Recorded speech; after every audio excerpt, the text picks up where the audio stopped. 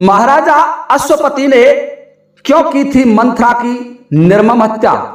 कटार मार करके मंथरा का कत्ल क्यों करना पड़ा महाराजा अश्वपति को? महाराजा अश्वपति ने क्यों किया था मंथरा का वध? देखिए श्रोताओं, राजा अश्वपति रानी कैकेयी के पिता थे। जो महाराजा दशरथ की महारानी कैकेयी थी, भरत की माता, उनके पिता थे राजा अश्वपति। केक नरेश और मंथरा उन्हीं की दासी थी जिसने भगवान श्री राम को वनवास दिलाया था। ऐसा क्या घटित हुआ कि महाराज अश्वपति क्रोधित हो गए और उन्हें मंथरा को मारना पड़ा? देखिए श्रोताओं, आप कहेंगे कि आप ये कथा झूठ सुना रहे हो, लेकिन ऐसा नहीं, ये वास्तविक सत्य है। मैं ये कथा प्रमाणिक सुना रहा हूं। आपको इस कथा का प्रमाण भी वीडियो में साथ में लगा दूंगा। आप देख सकते हैं कि वास्तविकता में कैकेयी के पिता ने मंथरा का वध किया था, मंथरा की निर्मम हत्या की थी। आप देख रहे हैं यूट्यूब चैनल की अद्भुत प्रस्तुति। आप सभी से एक निवेदन करना चाहूंगा कि जिन भाइयों ने अभी तक हमारे चैनल को सब्सक्राइब नहीं किया है, तो कृपया वो चैनल को सब्सक्राइब जरूर कर लें। और सब्सक्राइब बटन के पास में ही छोटा सा एक बेल आइकन होता है। जहां सब्सक्राइब बटन होता है, वीडियो के नीचे लाल कलर का सब्सक्राइब बटन होता है, उसके पास में ही घंटी का एक निशान होता है। उस पर क्लिक करें और उसको ऑल पर कर लें, ताकि आगे आने वाले वीडियो का नोटिफिकेशन, वीडियो की सूचना आपको सबसे पहले पहुंच जाए। आप कहेंगे कि यह कथा कौन से ग्रंथ में है, तो उस ग्रंथ का भी नाम मिलेगा, उसका पृष्ठ लगा हुआ मिलेगा आपको वीडियो में। तो आइए श्रोताओं, ये वीडियो हम आरंभ करते हैं। देखिए, मैंने इससे पहले मंथरा के जन्म पर एक वीडियो बनाया था, जो मंथरा का तीसरा जन्म था विरोचन की पुत्री के रूप में। और अब मैं मंथरा की बात करता हूं चौथे जन्म की। मंथरा चौथे जन्म में एक यक्षिणी के रूप में थी।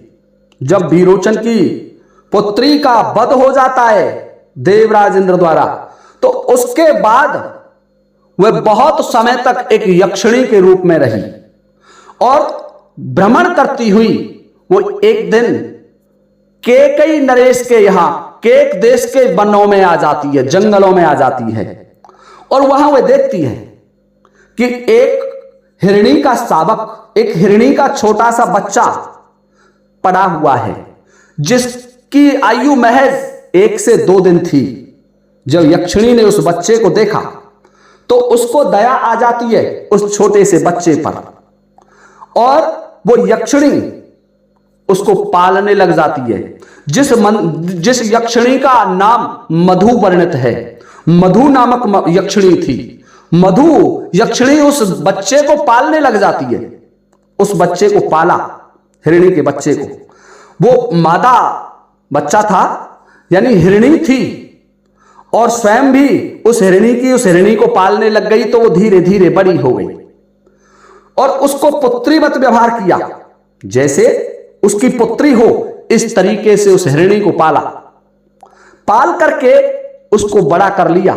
जब वो बड़ी हो गई तो उसका विवाह एक हिरण के साथ कर दिया था, और अपने दामाद को और अपनी दत्तक पुत्री को, दत्तक भी नहीं कहेंगे, उसको मिली थी लावारिस अवस्था में वो हिरणी, उन दोनों को अपने साथ वन में रखने लगी। उसका लगाव हो गया था उनसे गहरा, और स्वयं भी एक हिरणी का रूप बना करके उस वन में रहने लगी। देखिए श्रोताओं, एक बार की बात है कि कैकेयी के पिता महाराजा अश्वपति एक दिन आखेट का विचार करके उस वन में प्रवेश कर जाते हैं। होनी का संयोग था, वन में कोई शिकार नहीं मिली महाराज अश्वपति को। राजा अश्वपति उस वन में बहुत आगे तक चले गए। देखते हैं कि कहीं कोई आखेट नहीं मिल रहा है। बड़े परेशान थे राजा। विचार करने लगे कि यदि आखेट नहीं मिला तो मुझे रात्रि जंगल में ही निकालनी पड़ेगी। यह सोच करके महाराजा उस सघन वन में और आगे चले गए, जहां वो यक्षिणी अपने परिवार के साथ रहती थी। स्वयं भी हिरणी के रूप में रह रही थी, उसका दामाद हिरण था और उसकी एक पुत्री हिरणी थी। अब देखिए उधर उस हिरणी का जो यक्षिणी थी मधु, उस मधु का वो दामाद उस वन में चरने के लिए चला जाता है और उधर से राजा अश्वपति चले आ रहे हैं और राजा अश्वपति को वो हिरण दिखाई दिया, उस यक्षिणी का दामाद दिखाई दिया। तो देख करके विचार करने लगे कि चलो ईश्वर ने आखेट तो भेज दिया। और राजा अश्वपति ने उसका पीछा किया और जैसे ही हिरण ने देखा कि कोई राजा उसे मारने वाला है तो वो भी दौड़ने लगा अपनी झाड़ी की तरफ, परंतु महाराज का अचूक निशाना था। तीक्ष्ण बाण लिया, धनुष पर चढ़ाया और संधान किया, बाण छोड़ दिया और उस हिरण को जाकर के लगा और हिरण के पार हो गया बाण, वक्ष स्थल को बींध डाला और वो हिरण अपनी जो झाड़ी थी उससे कुछ दूरी पर गिर पड़ा और उसकी चिंगार निकली। तो एकदम से यक्षिणी को पता चला कि मेरे दामाद को किसने मार डाला। तो वह एकदम से वहां दौड़ करके आई और देखा कि एक राजा ने उसको उठा लिया है और अपने घोड़े पर रख लिया है। तो वो हिरणी कहने लगी, यक्षिणी जिसका नाम मधु था, मधु कहने लगी, हे महाराज, ये मेरा दामाद है और मेरी पुत्री इसके बिना जीवित नहीं रहेगी। तुमने ये बड़ा अनर्थ कर डाला, तुमने मेरे दामाद की हत्या कर दी। हे राजन, ये निर्दोष था, फिर आपने इसे क्यों मारा? क्या कारण है ऐसा जो आपने मेरे इस दामाद को मार डाला? देखिए श्रोताओ, ये बात सुनकर के राजा अश्वपति कहने लगे कि तू कौन है? मेरा काम आखेट करने का था, मैंने मेरा काम किया और मेरे शिकार को लेकर के मैं जा रहा हूं। तो वो हिरणी कहने लगी कि देखिए राजन, मैं एक यक्षिणी हूं वास्तविकता में, यदि तुम मुझे इसे वापस दे दें, इसके मृत शरीर को मुझे दे दें, तो मैं इसे जीवित कर लूंगी और मेरी पुत्री और मेरा परिवार सुखी रहेगा। हे राजन, मेरा आपसे निवेदन है, मेरी आपसे प्रार्थना है कि आप मुझे मेरा मृतक दामाद दे दीजिए। जब राजा अश्वपति ने यह सुना कि यह यक्षिणी है तो राजा को क्रोध आया और एक तीक्ष्ण तलवार निकाली और फेंक करके कटार उस हिरणी में दी। एक ही कटार हिरणी को बींध करके पार हो गई और अपने घोड़े से उतरे और राजा अश्वपति ने उसकी गर्दन को काट डाला। उस हिरणी को भी राजा अश्वपति ने समाप्त कर दिया। जब हिरणी मर रही थी, अंतिम समय था हिरणी का, तो मरते वक्त राजा को श्राप दिया कि हे राजा अश्वपति, जैसे तुमने मेरे दामाद को मारा है, ठीक उसी प्रकार से मैं तुम्हारे दामाद के प्राण हर लूंगी। ध्यान रखना राजन, मैं तो मर रही हूं, लेकिन मैं अब तुम्हारे ही इस नगर में जन्म लूंगी और मेरा नाम मंथरा होगा। मैं तुम्हारे इस दुष्ट कर्म का बदला तुमसे अवश्य लूंगी। तुम्हारे दामाद को जीवित नहीं छोड़ूंगी, अवश्य मारूंगी, मेरा प्रतिशोध लूंगी। राजा अश्वपति उस श्राप को मन में विचारते नहीं है और उस हिरण को लेकर के अपने राज्य महल को चले आते हैं। और वही हिरणी जो यक्षिणी थी आगे चल करके मंथरा का जन्म लेती है और उसने भगवान श्री राम को वनवास दिलाया और भगवान श्री राम को वनवास दिला करके महाराज दशरथ की हत्या की थी, जो कि राजा अश्वपति के दामाद थे।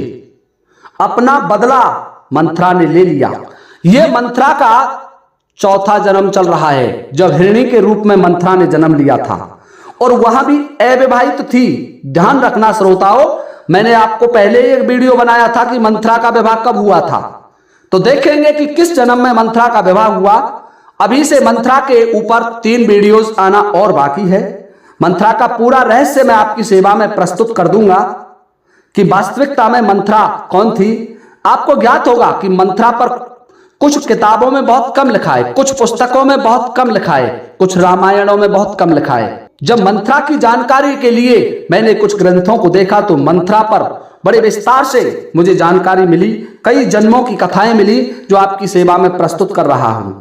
यदि आपने इससे पहला वीडियो नहीं देखा हो तो उस वीडियो का लिंक मैं इस वीडियो के डिस्क्रिप्शन में डाल दूंगा, वहां से आप वह वीडियो जाकर के देख सकते हैं कि मंथरा पूर्व जन्म में कौन थी और फिर हमारा ये वीडियो भी आप देख सकते हैं और बताना कि अगले वीडियोस में आपको बनाऊं या नहीं बनाऊं। यह मंथरा का चौथा जन्म मैंने आपको बताया। यदि आपको यह वीडियो अच्छा लगा हो तो कृपया वीडियो को लाइक जरूर करें। अब आप सभी से लेता हूं अनुमति इस वीडियो को विराम देने की। इसी के साथ जय हिंद, जय भारत।